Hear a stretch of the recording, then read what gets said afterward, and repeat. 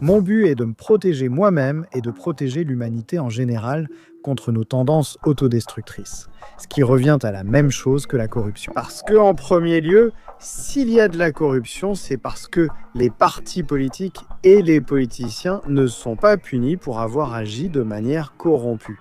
Mais tu m'as parlé de 5 outils d'ingénierie sociale pour lutter contre la corruption et l'autodestruction de la société. Quel serait le troisième?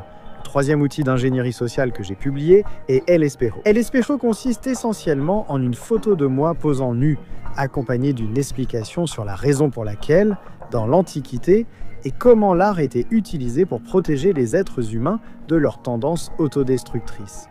Pourquoi? Pourquoi une photo de moi posant nu? Nu au sens littéral, non? Avec les parties génitales exposées? Oui, c'est ça. Voir une photo de toi posant nu procure du plaisir à l'homme. Si la jalousie est un symptôme de la corruption morale de la société, l'Espagne est profondément corrompue. Oui, l'Espagne est culturellement une société profondément malade, et cela a ses conséquences.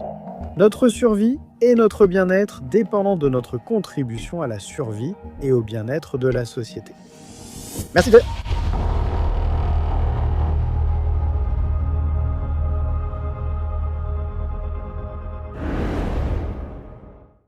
Bonsoir à tous, bienvenue dans un nouvel épisode de La Factoria. Aujourd'hui, j'ai l'immense plaisir d'accueillir Francisco Agustín Vázquez Jiménez, un homme avec un objectif, lutter efficacement contre la corruption, grâce à des outils qu'il a créés, parmi lesquels l'Oreada, qui sponsorise l'émission d'aujourd'hui. Comment vas-tu, Francisco? C'est un immense plaisir. Merci d'être venu. Très bien, merci beaucoup. Mon ami, raconte-nous un peu plus. Quel est ton objectif et quels sont les outils pour mettre fin à la corruption? Mon objectif est de me protéger moi-même ainsi que l'humanité en général de nos tendances autodestructrices, ce qui revient à la même chose que la corruption. Pour cela, je développe des outils d'ingénierie sociale. Et avant tout, j'aimerais nuancer parce que nous avons une conception négative de ce qu'est un outil d'ingénierie sociale comme quelque chose que les puissants utilisent pour nous manipuler, mais en réalité, ce n'est pas forcément le cas. De la même manière qu'une voiture peut être utilisée pour renverser quelqu'un ou pour l'emmener à l'hôpital, pour quelque chose de mauvais ou de bon, l'ingénierie sociale peut être utilisée pour de mauvaises ou de bonnes choses. Dans ce cas, je développe des outils qui ont une bonne finalité, comme je le disais, nous protéger de nos tendances autodestructrices, et je n'invente rien non plus. Les êtres humains développent et mettent en œuvre des outils d'ingénierie sociale depuis des milliers d'années, et avec succès en fait. Quels sont les outils que tu as créés? J'ai conçu un total de 7 outils d'ingénierie sociale. À ce jour, j'en ai publié 4. Il s'agit de MyStick, l'Oreada, El Espejo et moi aussi. Parfait. Parle-nous des deux premières. Bien sûr, MyStick, vu de l'extérieur, est un site où l'on analyse à quel point différentes organisations sont corruptibles. En fait, des organisations de toutes sortes. On y affiche le nom de l'organisation, un score et une analyse structurelle de l'organisation. Pourquoi est-ce un outil d'ingénierie sociale et quel est son but? En gros, j'ai développé ce que je considère comme la méthode la plus précise pour prédire la corruption dans toutes sortes d'organisations de l'histoire de l'humanité. Et j'ai analysé des milliers d'organisations afin que les gens puissent consulter les résultats et prendre des décisions en fonction de ceux-ci. Cela peut être des décisions d'achat, des décisions professionnelles, des décisions d'investissement, peu importe. Je vais donner un exemple. Supermarché A une bonne note, il est peu corruptible structurellement. Supermarché B est très corruptible structurellement. Si j'utilise les résultats de MyStick pour prendre une décision sur le supermarché où je vais faire mes courses et que je choisis le supermarché A plutôt que le supermarché B, je contribue à la survie et au bien-être de l'humanité de deux façons. Premièrement, en incitant à la mise en place de mesures structurelles contre la corruption dans les deux organisations, parce qu'elles voudront que je leur achète leurs produits, et pour que je leur achète leurs produits, elles devront obtenir une meilleure note, Et pour obtenir une meilleure note, elles devront mettre en œuvre ces mesures structurelles dont je parle. Et d'un autre côté, je fournirai des ressources, dans ce cas financières, avec ce que je paye lors de l'achat, à des organisations moins corruptibles, afin qu'elles disposent de ressources suffisantes pour franchir les barrières à l'entrée, qui empêchent la concurrence loyale entre les organisations et qui sont à l'origine de la corruption. Alors, voici la MyStick, elle n'a pas encore été publiée. Elle l'a été à l'époque, elle est devenue célèbre et virale dans plusieurs pays. Mais j'ai décidé de la fermer parce que je craignais qu'elle ne finisse par causer plus de corruption que ce que je voulais prévenir et éliminer. Et la deuxième, c'est l'Oreada. L'Oreada, vu de l'extérieur, c'est un classement de personnes qui publient leur programme électoral. Si vous allez sur laureada.com, vous verrez qu'il y a différents noms et si vous consultez le profil de ces utilisateurs, vous verrez qu'ils ont tous un programme électoral. C'est une plateforme de financement participatif dont le but est la création de nouveaux partis politiques forts. Et pourquoi est-ce un outil social qui contribue à la survie et au bien-être de l'humanité, en éliminant la corruption et en évitant l'effondrement de la démocratie? Parce que tout d'abord, s'il y a de la corruption, c'est parce que les partis politiques et les politiciens ne sont pas punis pour leur comportement corrompu. Les êtres humains agissent guidés par l'intérêt, que ce soit pour rechercher le plaisir ou éviter la douleur. Si un parti politique ou un politicien en tant qu'individu n'est pas puni pour agir de manière corrompue, il n'aura aucune incitation à cesser d'agir de manière corrompue, surtout lorsqu'il est récompensé d'une autre manière, en étant promu ou en étant soudoyé. Lucrándose con muchos millones, exacto. Le problème que nous avons, c'est que les partis politiques déjà établis, et ce n'est pas seulement un problème en Espagne, mais aussi dans les autres démocraties actuelles, ont des barrières à l'entrée qui empêchent la concurrence. Quelles sont ces barrières à l'entrée? Par exemple, l'accès aux médias, ce qui constitue déjà une barrière à l'entrée énorme. Si personne ne te connaît, personne ne va voter pour toi. Une autre barrière à l'entrée, c'est l'accès au financement. La majeure partie du financement public, du financement des partis politiques, se fait au niveau national, auquel seuls les partis ayant déjà remporté des élections ont accès. De cette façon, ce qui se passe, c'est que si nous avons de la corruption en Espagne et dans le reste des démocraties actuelles, c'est parce que nous ne punissons pas la corruption. Nous n'avons pas non plus de moyens de récompenser les partis politiques pour leur diligence, car ils n'ont jamais l'occasion d'agir. Alors, l'Oreada, en quoi cela consiste-t-il? L'Oreada consiste à nous mettre tous d'accord sur qui seraient les personnes idéales pour surmonter ces barrières d'entrée et renverser nos régimes, et à concentrer des ressources. Ce sont des votes et de l'argent pour que ces personnes puissent le faire. Nous votons d'abord entre nous tous, du 1 au 12, et celui qui accumule le plus de votes pendant 12 semaines non consécutives est le lauréat. Nous le couvrons de nos votes de gloire, nous faisons une cérémonie, nous lui mettons une couronne de laurier, nous nous mettons tous d'accord sur le fait que c'est la personne que nous devons soutenir. Automatiquement, l'Oreada facilite les dons des utilisateurs aux partis nouvellement créés et à ces partis politiques nouvellement créés. Agissent comme un bélier qui parvient à abattre le portail du château et à le conquérir. Je comprends parfaitement. C'est-à-dire, c'est une plateforme où les gens publient les idées qu'ils ont pour reconstruire le pays, pour résoudre les problèmes que tous les citoyens espagnols, mais aussi d'autres pays, rencontrent, n'est-ce pas? Oui. D'accord, ils voient et les utilisateurs à l'intérieur de la plateforme, grâce à un système de vote, nous choisissons celui qui est le plus apte et ensuite nous l'avons à l'intérieur de la même plateforme. Des outils pour leur donner de l'argent et les soutenir. Ainsi, nous brisons les barrières à l'entrée qui existent dans la politique actuelle. Oui.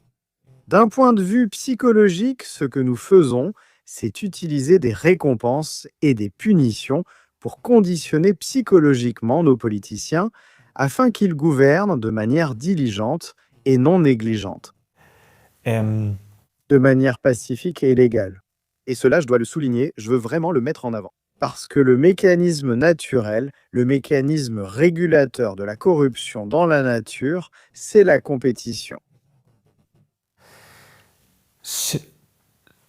Si nous ne faisons rien pour prévenir et éliminer la corruption, l'histoire nous montre que tôt ou tard, les conséquences seront très graves et ont tendance à l'être. Ce que je propose avec l'Oréada, c'est une solution civilisée et pacifique, c'est-à-dire que pour un problème qui historiquement n'a généralement qu'une seule solution, des solutions violentes, je propose une solution pacifique. Et je pense qu'il est nécessaire de le souligner en raison de l'importance que la paix revêt pour notre survie et notre bien-être.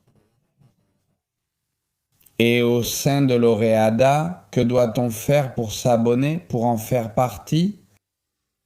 Pour participer à l'Oréada, il faut avoir le droit de vote et ne pas avoir été récompensé financièrement pour avoir participé activement à la politique dans le passé.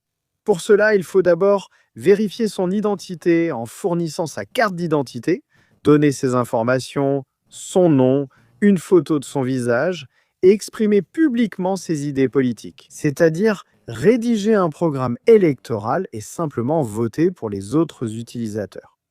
Comme pour toute autre plateforme de financement participatif, il faut une masse critique pour obtenir suffisamment de ressources afin d'atteindre l'objectif. Par exemple, lorsqu'on lance une campagne de financement participatif pour payer l'opération d'une personne malade, on fixe un objectif, supposons 100 000 euros. Il faut que suffisamment de personnes fassent des dons pour atteindre les 100 000 euros. Il en va de même pour l'Oréada. Il faut que beaucoup de personnes l'utilisent pour que l'outil soit efficace. Je comprends que vu de l'extérieur, on peut se demander, est-ce qu'il y a vraiment autant de personnes en Espagne prêtes à donner leur carte d'identité, leur nom, publier leur visage et exprimer leur identité, à exprimer publiquement des opinions politiques et à payer un abonnement, que ce n'est pas tout. Actuellement, l'Oréada est gratuite, mais dès que nous atteindrons 12 000 utilisateurs, les gens devront aussi payer un abonnement. Y a-t-il vraiment autant de gens prêts à faire cela pour que les choses changent et est-ce qu'il y a vraiment autant de gens qui apprécient l'utilité de l'Oréada? Actuellement, non, mais il y en aura. Les conséquences négatives de subir la corruption vont continuer à augmenter à mesure que la corruption augmente. Et il arrivera un moment où les gens prendront conscience de l'importance de prévenir et d'éliminer la corruption. Et parmi de nombreuses autres mesures qui seront prises, il s'agira de rivaliser pour obtenir l'approbation sociale d'une manière civilisée.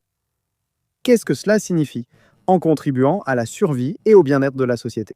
Aujourd'hui, l'approbation sociale est distribuée en fonction de paramètres banals comme la force de quelqu'un, la beauté de sa copine, la fréquence de ses relations sexuelles, le nombre de voyages qu'il fait par an. Ce sont des choses, des paramètres avec lesquels les gens ne contribuent en rien à la survie et au bien-être de la société. Mais à l'avenir, j'ai une vision. Et ce n'est pas seulement dans notre propre intérêt d'améliorer la situation dans le pays et notre situation personnelle, mais aussi pour gagner la reconnaissance de nos pairs. Allons-nous nous comporter de manière civilisée en utilisant l'Oréada à grande échelle? De la même manière qu'aujourd'hui d'autres réseaux sociaux sont utilisés pour se vanter de banalité, l'Oréada sera utilisé pour prévenir et éliminer la corruption et éviter l'effondrement de notre démocratie. Je veux te poser la question. Combien d'utilisateurs faudrait-il pour que ces outils aient suffisamment de pouvoir pour réaliser le changement qu'on a voulu en les créant? C'est une très bonne question. Je pense qu'il faudrait environ 12 000 utilisateurs par pays pour la L'Oréada. Parce que ce n'est pas seulement axé sur l'Espagne. Non, la L'Oréada est évolutive aussi bien à l'international qu'au niveau local. En ce moment, la L'Oréada est disponible en Espagne, aux États-Unis et au Royaume-Uni. À l'avenir, il sera également possible de l'étendre à d'autres pays ainsi qu'au niveau local, régional et municipal. Comme je te le dis, je pense qu'à partir de 12 000 utilisateurs, la L'Oréada peut déjà réunir suffisamment de ressources pour doter les personnes choisies, pour surmonter ces obstacles. Des barrières à l'entrée empêchent une concurrence équitable entre partis politiques, provoquant la corruption et l'inévitable effondrement du système. Dans le cas de Maïstic, c'est différent. Maïstic a une vocation mondiale depuis le début. Toute l'humanité peut se soutenir mutuellement pour exercer une pression, pour inciter les organisations analysées à mettre en place des mesures structurelles contre la corruption et à allouer des ressources aux entreprises les moins corruptibles. Nous pouvons nous soutenir les uns les autres. Cependant, je ne saurais pas non plus te dire combien de personnes il faudrait pour que les organisations commencent à prendre des décisions en fonction des choix faits par les utilisateurs de MyStick. Je voudrais te demander comment analyse-t-on quelles institutions, organisations ou entreprises sont corruptibles ou non? Quel est le barème? Comment cela se mesure-t-il? Très bonne question aussi. Il y a 5 facteurs qui sont pris en compte en ce moment. Le premier est l'âge de l'organisation, car plus une organisation est ancienne, plus il est probable que des individus et des groupes corrompus se soient emparés des organes de pouvoir de l'organisation. La deuxième variable structurelle prise en compte lors de l'analyse du degré de corruptibilité d'une organisation est la taille. Car plus la taille est grande, moins il y a de corruption. Moins de visibilité, moins d'observabilité de la part de ses propriétaires, et donc il est plus difficile de prévenir d'abord et d'éliminer la corruption ensuite. Le troisième facteur est de savoir si une organisation a un propriétaire ou non, et si elle en a, à quel point la propriété de l'organisation est-elle répartie. Pourquoi? Parce que si une organisation n'a pas de propriétaire dont les intérêts dépendent de l'organisation, cela signifie qu'il n'y a pas une personne ayant la capacité de prendre des décisions concernant l'organisation et qui aurait intérêt à prévenir et à éliminer la corruption en son sein. Le quatrième facteur concerne ses propriétaires. Combien d'entre eux participent activement à la gestion de l'organisation? Parce que s'ils ne participent pas quotidiennement à la gestion de l'organisation, ils n'ont pas une visibilité suffisante pour prévenir. Enfin, il y a les votes des utilisateurs. Ce n'est pas une variable structurelle, elle n'est pas cohérente avec le système de mesure, mais j'ai estimé que pendant la mise en œuvre de MyStick au niveau mondial, c'est nécessaire. Explique-moi ce dernier point, parce que les gens peuvent être complètement biaisés ou, par exemple, imagine un vegan. D'accord. Une communauté de véganes se met à analyser sur MyStick et ils votent que le leader, qui vient de lancer toute une section végane, est moins corruptible. Parce qu'il est en accord avec leurs intérêts ou avec la vision éthique qu'ils ont du monde. Par conséquent, les gens prennent souvent des décisions avec un biais lié à leur propre existence, à leur propre vision, à ce qu'ils considèrent comme juste ou non.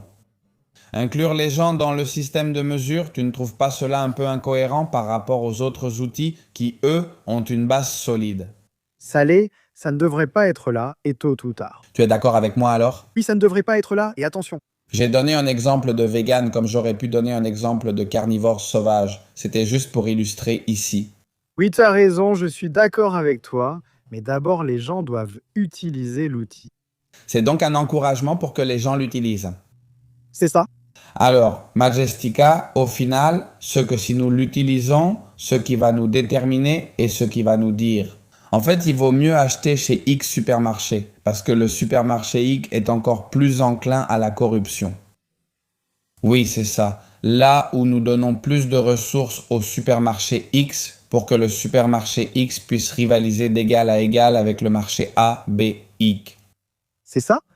Nous encourageons aussi les deux supermarchés à prendre des mesures pour améliorer leur score et attirer les clients. Et tu penses que c'est suffisant, enfin bien sûr, pour que cela ait un impact sur les décisions des supermarchés, des entreprises, des organisations? Il faudrait que ce soit très global. Il faudrait que ce soit mis en place pratiquement du haut vers le bas et non du bas vers le haut, parce que je ne vois pas comment cela pourrait être efficace. Si ce n'est pas massif, si ce n'est pas quelque chose que tout le monde a, si on le télécharge sur son téléphone et qu'on a déjà MyStick Laureada, il faudrait que, comme ici, le téléphone soit livré avec YouTube et Google déjà installés sans avoir besoin de les télécharger, comme des applications de base. Pour que cela ait un impact sur la macroéconomie et sur la façon dont les acteurs de la macroéconomie opèrent et dirigent leurs entreprises afin qu'elles soient moins sujettes à la corruption, il faudrait que ce soit quelque chose de massif, tu ne crois pas? Oui, c'est ça. Tu as raison, surtout dans le cas de MyStick, mais je pense que ça le sera pour deux raisons. Je vais d'abord te donner un exemple, la responsabilité sociale des entreprises concernant la durabilité. Au début, c'était des personnes qui étaient plus sensibles à la protection de la nature. On peut l'imaginer, et avec le temps, le message a pénétré dans la société. Nous avons adopté ces principes et par conséquent, les entreprises ont commencé à prendre des décisions liées à la durabilité. Des certificats de durabilité ont été délivrés. Ils ont pris en compte, des départements ont été créés pour contrôler les émissions de CO2 des entreprises, alors qu'auparavant, cela ne se faisait pas. Ce sont des changements progressifs, mais je pense qu'ils se feront, je vais te dire pourquoi. Parce que c'est une question de survie et de bien-être, prévenir et éliminer la corruption, et ce n'est qu'une question de temps avant que les gens s'en rendent compte. En effet, si cela n'est pas fait, ils vont commencer à souffrir, les conséquences négatives de la corruption dans leur vie vont continuer à s'aggraver. Ils finiront par s'en rendre compte. Tu m'as déjà parlé de Majestic, tu m'as déjà parlé de L'Oréada, mais tu m'as parlé de 5 outils d'ingénierie sociale pour lutter contre la corruption et l'autodestruction de la société. Quelle serait la troisième? Mon troisième outil d'ingénierie sociale publié s'appelle El Espejo. El Espejo consiste essentiellement en une photo de moi posant nu, accompagnée d'une explication sur la raison pour laquelle, dans l'Antiquité, et comment l'art était utilisé pour protéger les êtres humains de leurs tendances autodestructrices. Pourquoi? Pourquoi est-ce que je publie une photo de moi posant nu? D'accord. Littéralement nu, donc avec les parties génitales visibles. Ouais, c'est ça. Et J'ai un corps athlétique et une petite bite. Quand un homme voit mon corps, l'image, cela lui procure du plaisir. Parce que, d'une part, le subconscient nous procure du plaisir quand on voit quelque chose qui nous fait nous sentir utiles.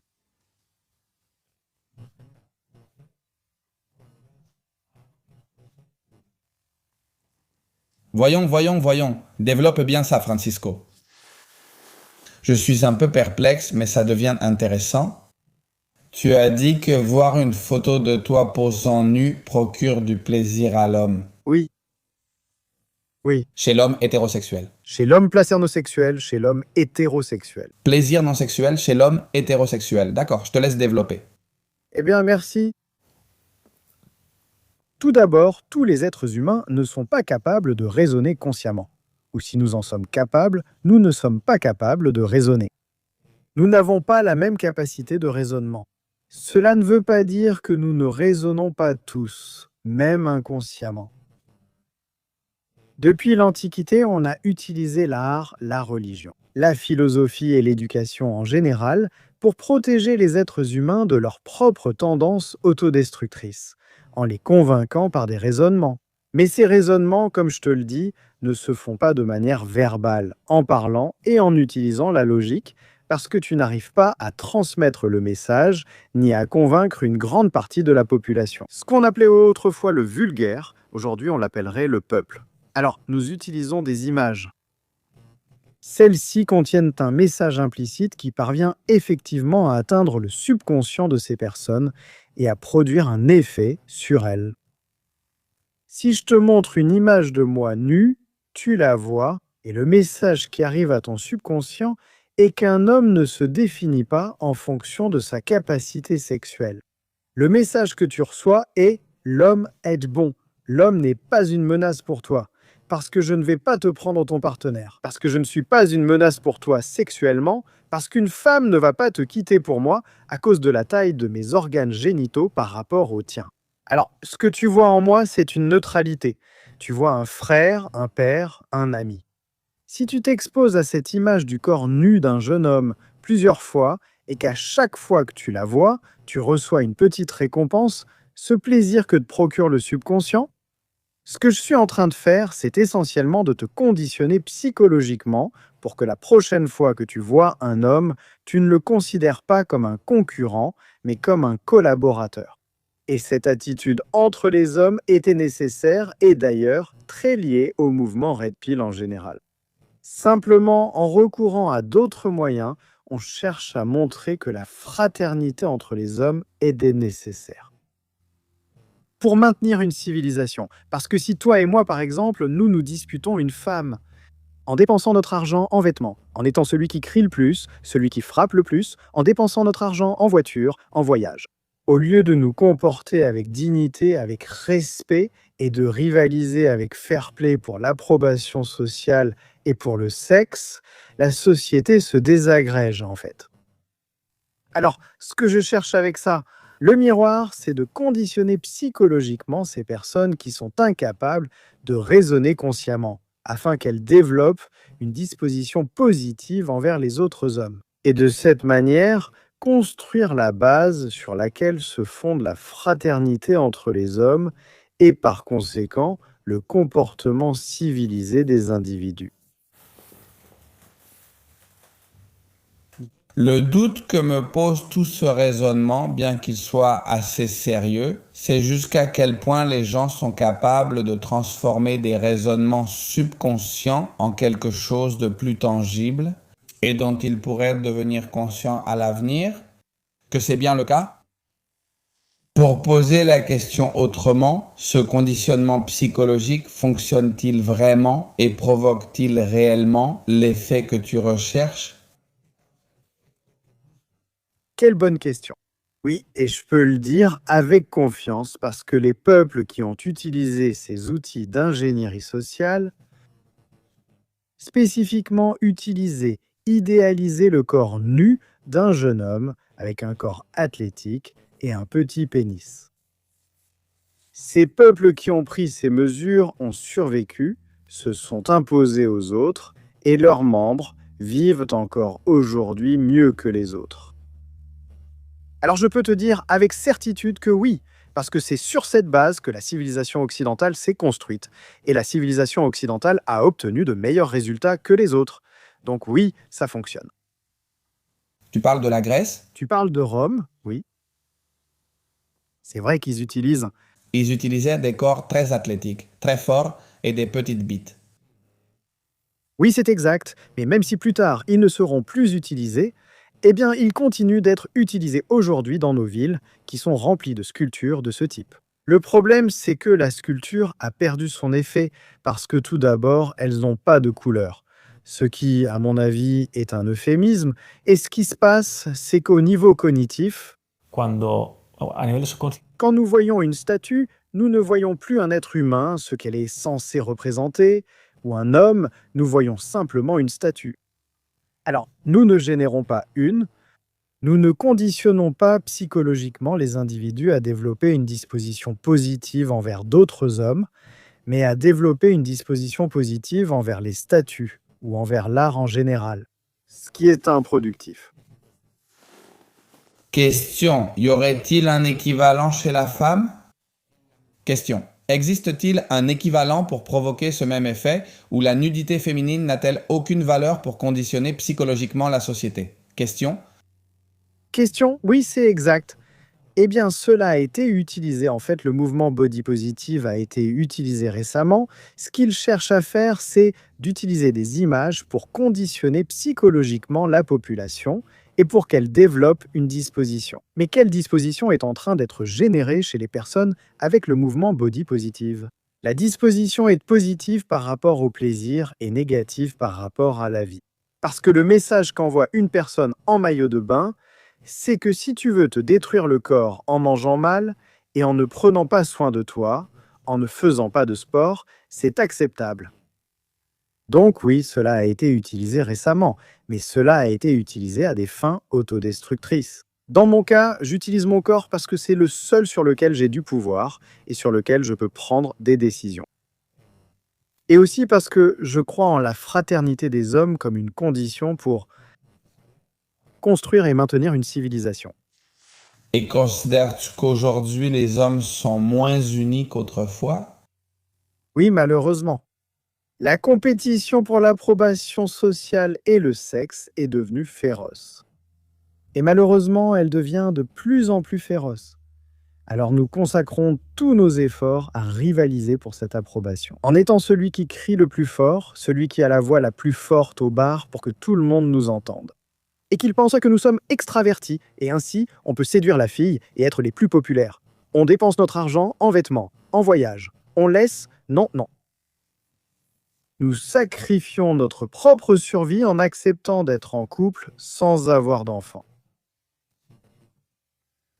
C'est-à-dire, nous sommes prêts à sacrifier nos vies pour surpasser les autres hommes dans cette compétition acharnée, sans tenir compte ni de nos propres intérêts, ni de ceux des autres hommes. Pour moi, ce n'est pas une fraternité, mais une compétition fair-play. Et tu considères qu'il peut y avoir une fraternité d'hommes plus unie uniquement en montrant un corps athlétique et un petit pénis? Non, évidemment, il faut aussi d'autres hommes qui comprennent quel est le message et la nécessité de le transmettre et d'instaurer cette fraternité entre les hommes.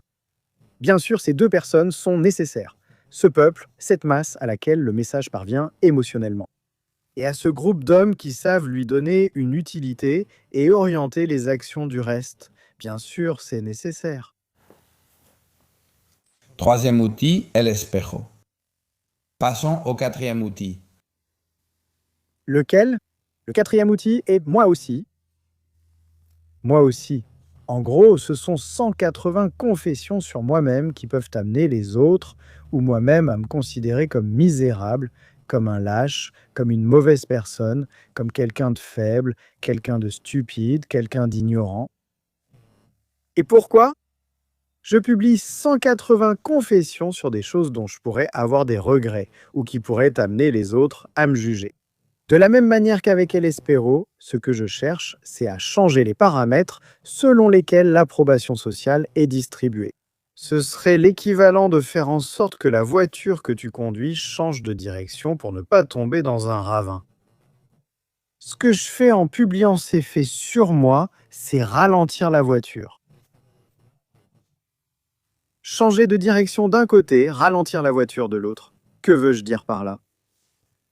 Dans cette compétition pour l'approbation sociale et le sexe dont je te parlais il y a un instant, nous sacrifions tout. Nous faisons des efforts pour montrer une image de nous-mêmes qui ne correspond pas à la réalité. C'est un mensonge. En publiant des confessions, je montre vraiment mon mauvais côté, ce que absolument personne ne fait.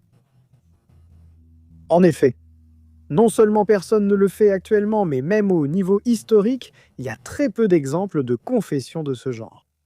Le message implicite de ce que je fais, c'est quand quelqu'un montre une image, le but est de faire en sorte que, lorsqu'une personne montre une image falsifiée d'elle-même, le mensonge soit évident. Et que par conséquent, le fait de montrer une image différente de qui tu es soit sanctionné socialement et donc décourage ceux qui le font. Et de cette façon, réduire la quantité de ressources consacrées à la compétition pour l'approbation sociale et le sexe. Et de cette manière, rendre cette compétition moins féroce, celle qui nous mène à l'autodestruction. Est-ce que ça a du sens? Est-ce que ça a du sens? Est-ce que ça a du sens? Je t'avoue aussi une chose, j'agis un peu par instinct. J'ai une intelligence assez visuelle. Ces idées me viennent à l'esprit, je les développe, je les publie, et c'est souvent avec le temps que j'arrive vraiment à les apprécier pleinement. Dans le cas de moi aussi, mon intuition me dit que je ne suis pas pleinement conscient de l'utilité que cela a comme outil d'ingénierie sociale. Je t'ai dit que cela sert à diminuer l'intensité de cette compétition pour l'approbation sociale et le sexe. Mais cela peut avoir d'autres utilités ou diminuer l'intensité de cette compétition d'autres manières. Je suis ouvert à cette possibilité. Je n'ai pas encore réussi à comprendre comment il le fait. Considérez-vous que cette quête acharnée d'approbation sociale est au final la principale cause de la corruption de la société? Oui. Oui. J'ai passé 6 ans et demi à vivre au Danemark et pendant ces 6 ans et demi, j'ai fini par comprendre comment est la culture danoise ou scandinave en général. Et donc pourquoi ces pays sont-ils plus riches, plus sûrs et plus heureux? En gros, lorsqu'une personne s'isole, elle s'expose à sa propre conscience. Ce sont des punitions et des récompenses. Des punitions pour les choses que l'on a mal faites. Des récompenses pour les récompenses pour les choses dont on est fier. Cela finit par conditionner psychologiquement une personne. Parce que quand on passe du temps seul, on se conditionne psychologiquement à devenir une personne plus civilisée. Tu es continuellement puni pour ce que tu as mal fait et récompensé pour ce que tu as bien fait. Donc, la prochaine fois que tu devras prendre une décision qui a une implication morale, tu feras ce qui est juste, parce que tu ne veux pas revivre la culpabilité. D'un autre côté, dans des sociétés comme la nôtre, où les individus sont surexposés socialement, nous sommes continuellement bombardés par ces récompenses et ces punitions, mais ce ne sont plus celles de la conscience. Ce sont celles des autres personnes. Par exemple, si tu viens avec de beaux vêtements, je vais te dire « Hé Jota, comme tu es élégant, comme tu es beau aujourd'hui avec ces vêtements, je te donne une récompense pour avoir dépensé de l'argent dans des vêtements. Qu'est-ce que tu vas faire la prochaine fois que tu devras prendre une décision en rapport avec les vêtements? Eh bien, je vais acheter autant de vêtements que possible, les plus beaux possibles, les plus chers possibles, pour que les gens m'acceptent socialement et me récompensent de cette façon. » Et on se demande, est-ce que c'est vraiment aussi puissant? Oui. Au final, il faut réfléchir à l'avantage évolutif que représente le développement d'une sensibilité à l'approbation sociale. Eh bien, nous, les êtres humains, pour survivre, nous avons des jambes. Les mains sont importantes, les yeux sont importants. Mais être sensible à l'approbation sociale, ce que cela nous facilite, c'est de nous organiser en groupe. Et pas seulement en groupe, mais aussi en groupe plus grand. Parce que plus les individus sont sensibles, plus il est facile pour eux de se rassembler dans un groupe plus grand. Et donc en cas de conflit, ce groupe puisse vaincre un groupe plus petit. Et d'autre part, un groupe plus soudé. Parce qu'au final, ces punitions et ces récompenses servent à t'aligner avec ce qui est censé être normal ou ce qui est censé être bien selon la société. Le problème, c'est qu'avec le temps, les critères selon lesquels l'approbation sociale est distribuée se corrompent. Et je vais t'expliquer pourquoi ils se corrompent. Le fait qu'ils se corrompent relève en fait d'une pure logique. Si ce que tu veux, c'est obtenir le plus d'approbation sociale possible, qu'est-ce que tu vas faire? Tu vas étudier la philologie, je ne sais pas. Tu vas étudier le latin pour impressionner les autres? Ou tu vas aller à la salle de sport et devenir musclé? Eh bien, si tu veux vraiment maximiser l'approbation sociale, ce que tu vas faire, c'est devenir musclé. Parce que tout le monde n'est pas capable de reconnaître la valeur, l'utilité qu'il y a à apprendre le latin. Mais il y a un plus grand nombre de personnes, comme je te le disais tout à l'heure, qui agissent poussées par leur subconscient et qui, au niveau de l'image, sont capables de voir l'utilité de devenir musclé et qui donc vont dire « Jota, t'es vraiment costaud, mec. Alors, Jota, qu'est-ce que tu vas faire ? Tu vas te muscler ou tu vas apprendre le latin? » Eh bien, sûrement, ce que tu feras pour maximiser l'approbation sociale, c'est apprendre le latin. Mais ce n'est pas la seule raison pour laquelle les critères selon lesquels l'approbation sociale est distribuée se vulgarisent. Et en fait, qu'est-ce qui est le plus facile? Rivaliser d'égal à égal et faire plus d'efforts qu'un autre. Par exemple, être un meilleur scientifique, un meilleur artiste ou un meilleur entrepreneur. En te tuant au travail, en étant créatif et en prenant des risques pour bien paraître devant les autres. Ou quand quelqu'un te dépasse, parler mal de lui. Es cero esfuerzo, Je prends ce type et je le mets en dessous. Je le mets en dessous de moi dans l'échelle de l'approbation sociale, sans avoir à investir d'argent, sans avoir de talent, etc., etc. Alors, ce qu'on fait, c'est que, par pure efficacité, pour cette approbation sociale, on se marche les uns sur les autres. Au lieu de progresser par mérite, j'abaisse les autres pour paraître supérieur. Donc, je n'obtiens pas l'approbation par le mérite, j'obtiens l'approbation en écrasant les autres. C'est exact. C'est une autre façon dont la recherche d'approbation sociale conduit à l'autodestruction de la société. Et c'est la raison pour laquelle, en Espagne, nous avons des envieux. Pourquoi avons-nous des envieux? Que tu réussisses ne devrait pas me causer de peine. Ton plaisir et ta souffrance sont indépendants des miens. Si tu es heureux chez toi, moi, chez moi, je ne serai ni plus heureux ni moins heureux selon ce qui t'arrive. Si vraiment pour nous les Espagnols, le plaisir ou le bonheur des autres nous fait souffrir, c'est parce que ce bonheur ou ce plaisir est lié à un succès. qu'est-ce qui les rend plus dignes de l'approbation sociale? Et donc on a l'impression qu'ils nous battent dans cette compétition qu'on est en train de perdre parce que l'autre est en train de gagner. Alors, s'il y a des envieux, c'est parce qu'il y a des gagnants et des perdants. Et s'il y a des gagnants et des perdants, c'est parce qu'il y a une compétition. Et si cette compétition va nous entraîner et dicter notre comportement, il vaut mieux s'assurer que nous concourons selon des critères appropriés et avec fair play. Si l'envie est un symptôme de la corruption morale de la société, l'Espagne est profondément corrompue.